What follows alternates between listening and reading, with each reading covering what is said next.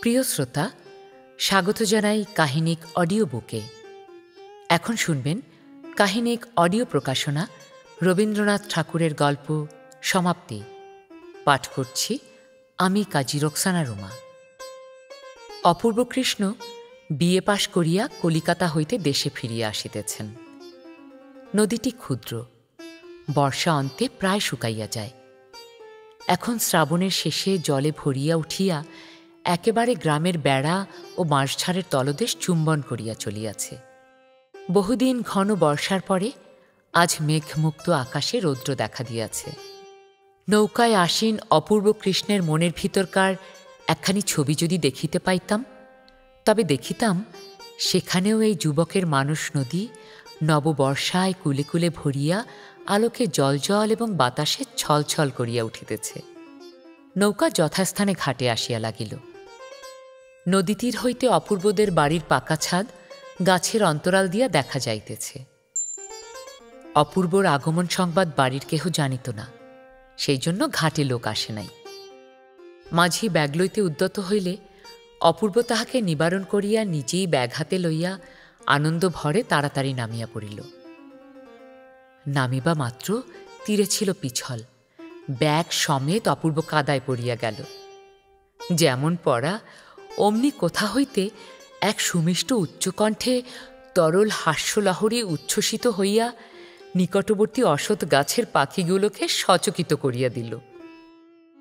অপূর্ব অত্যন্ত লজ্জিত হইয়া তাড়াতাড়ি আত্মসংবরণ করিয়া চাহিয়া দেখিল তীরে মহাজনের নৌকা হইতে নূতন ইট রাশিকৃত করিয়া নামাইয়া রাখা হইয়াছে। তাহারই উপরে বসিয়া একটি মেয়ে হাস্যবেগে এখনই শতদা হইয়া যাইবে এমনই মনে হইতেছে। অপূর্ব চিনিতে পারিল তাহাদেরই নূতন প্রতিবেশিনের মেয়ে মৃন্ময়ী। দূরে বড় নদীর ধারে ইহাদের বাড়ি ছিল। সেখানে নদীর ভাঙনে দেশত্যাগ করিয়া বছর 2-3 হইল এই গ্রামে আসিয়া বাস করিতেছে। এই মেয়েটির অখ্যাতির কথা অনেক শুনিতে পাওয়া যায়। পুরুষ গ্রামবাসীরা স্নেহভরে ইহাকে পাগলি বলে, কিন্তু গ্রামের গৃহিণীরা ইহার উচ্ছৃঙ্খল স্বভাবে সর্বদা ভীত, চিন্তিত, শঙ্কান্বিত। গ্রামের যত ছেলেদের সহিত ইহার খেলা। সমবয়সী মেয়েদের প্রতি অবজ্ঞার সীমা নাই। শিশুরাজ্যে এই মেয়েটি একটি ছোটখাটো বর্গীর উপদ্রব বলিলেই হয়। বাপের আদরের মেয়ে কিনা, সেই জন্য ইহার এতটা দুর্দান্ত প্রতাপ। এই সম্বন্ধে বন্ধুদের নিকট মৃন্ময়ের মা স্বামীর বিরুদ্ধে সর্বদা অভিযোগ করিতে ছাড়িত না। অথচ বাপ ইহাকে ভালোবাসে। বাপ কাছে থাকিলে মৃন্ময়ের চোখে অশ্রুবিন্দু তাহার অন্তরে বড়ই বাজিত। ইহাই মনে করিয়া প্রবাসী স্বামীকে স্মরণপূর্বক মৃন্ময়ের মা মেয়েকে কিছুতেই কাঁদাইতে পারিত না। মৃন্ময়ী দেখিতে শ্যামবর্ণ, ছোট কোঁকড়া চুল পিঠ পর্যন্ত পড়িয়াছে, ঠিক যেন বালকের মতো মুখের ভাব। মস্ত মস্ত দুটি কালো চক্ষুতে না আছে লজ্জা, না আছে ভয়, না আছে হাবভাব লীলার লেশমাত্র। শরীর দীর্ঘ, পরিপুষ্ট, সুস্থ সবল। কিন্তু তাহার বয়স অধিক কি অল্প, সে প্রশ্ন কাহারও মনে উদয় হয় না। যদি হইত, তবে এখনো অবিবাহিত আছে বলিয়া লোকে তাহার পিতামাতাকে নিন্দা করিত।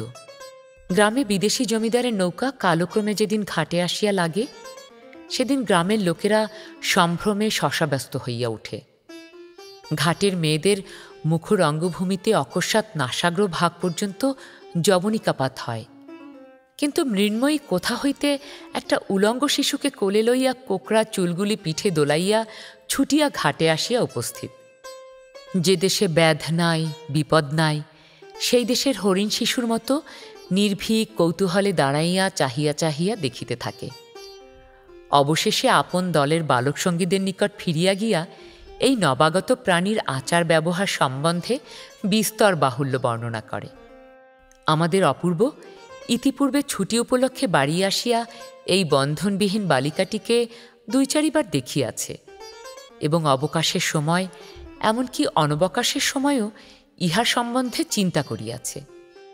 পৃথিবীতে অনেক মুখ চোখে পড়ে, কিন্তু এক একটি মুখ বলা কহা নাই একেবারে মনের মধ্যে গিয়া উত্তীর্ণ হয়।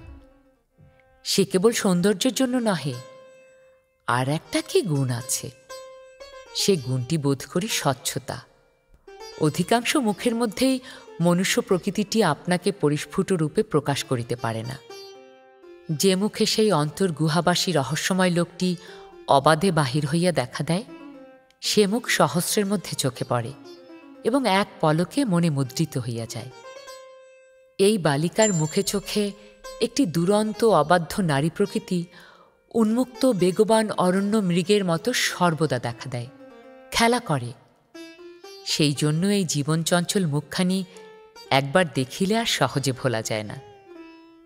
পাঠকদিগকে বলা বাহুল্য, মৃন্ময়ীর কৌতুক হাস্যধ্বনি যতই সুমিষ্ট হোক, দুর্ভাগা অপূর্বর পক্ষে কিঞ্চিত ক্লেশদায়ক হইয়াছিল। সে তাড়াতাড়ি মাঝির হাতে ব্যাগ সমর্পণ করিয়া রক্তিম মুখে দ্রুতবেগে গৃহ অভিমুখে চলিতে লাগিল। আয়োজনটি অতি সুন্দর হইয়াছিল। নদীর তীর, গাছের ছায়া, পাখির গান, প্রভাতের রৌদ্র, 20 বৎসর বয়স। অবশ্য ইটের স্তূপটা তেমন উল্লেখযোগ্য নহে, কিন্তু যে ব্যক্তি তাহার উপর বসিয়াছিল সে এই শুষ্ক কঠিন আসনের প্রতিও একটি মনোরম শ্রী বিস্তার করিয়াছিল। হায়, এমন দৃশ্যের মধ্যে প্রথম পদক্ষেপ মাত্রেই যে সমস্ত কবিত্ব প্রহসনে পরিণত হয়, ইহা অপেক্ষা অদৃষ্টের নিষ্ঠুরতা আর কি হইতে পারে? প্রিয় শ্রোতা, আশা করি বইটির এই নমুনা অংশটুকু আপনার ভালো লেগেছে। পুরো বইটি শুনবার জন্য কাহিনিক অ্যাপ থেকে বইটি ক্রয় করে নিজের লাইব্রেরিতে সংগ্রহ করুন, নিজে শুনুন এবং অন্যকে উপহার দিন। বই বাজুক কানে, বই বাজুক কানে। কাহিনিক অডিও বুক, বাংলার গল্পকার।